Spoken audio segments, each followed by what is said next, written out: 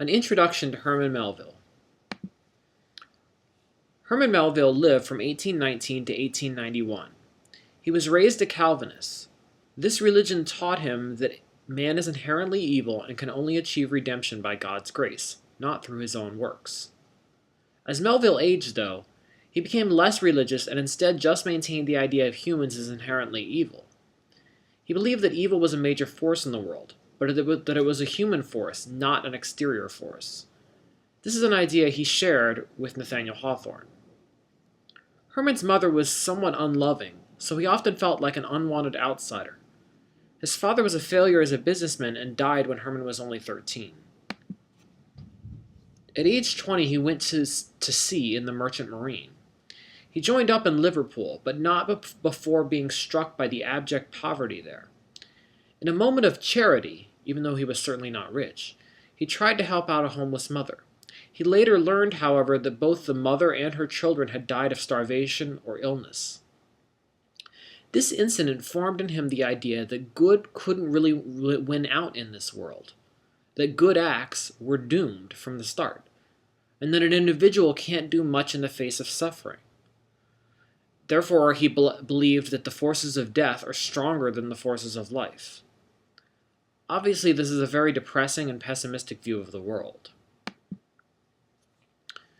While in the South Pacific, Melville left the ship he was on in the Marquesas and decided to live with a native tribe there. This native tribe practiced cannibalism as one of the things that they did. He generally enjoyed his life there, but did not practice cannibalism. After a few years, he returned to New York and wrote the book Typee about his life with the savages. It was a bestseller, getting him into a decent middle-class lifestyle. He wrote a few more novels in that particular theme. They did pretty well, but not a lot of money was made from them. They were also considered light on literary quality by most of the critics of the time. Although we're not reading Melville's famous novel, Moby Dick, it is important to talk about because Billy Budd is in many ways a response to the ideas he was dealing with in Moby Dick. He began writing Moby Dick around the time he became friends with Hawthorne. It was initially meant to be just another sailing adventure story, but Hawthorne encouraged him to make it an allegory with much deeper symbolism. His friendship with Hawthorne lasted about 2 years. They've shared a lot of similar views on the world. Melville also wanted Hawthorne to help him get a good-paying government job because despite his success as a writer, he still wasn't making much money.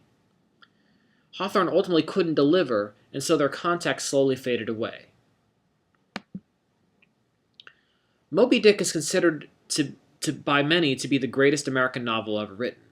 Its themes are important to understand.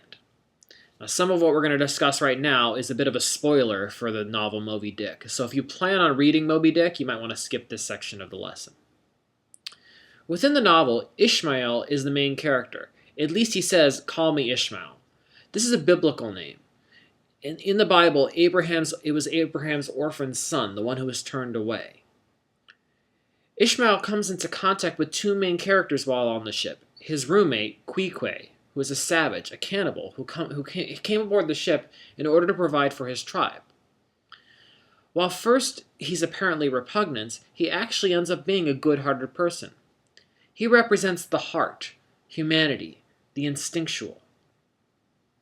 Captain Ahab is chasing the whale that had previously bitten off his leg. Ahab represents the ego. He wants to be able to control nature, in this case the whale. He chooses this destructive ego path and is killed in the process. When they harpoon the whale, his leg gets caught in the cord and he goes overboard. The whale then attacks the boat and sinks it. Ishmael is the only one who survives, because Queequeg had created a coffin for himself, and this is the only piece of the boat that comes afloat for Ishmael to cling to. This conflict over whether one is controlled by the baser instincts, the heart, or the ego, the mind or reason or the control of nature, is a major theme for Melville.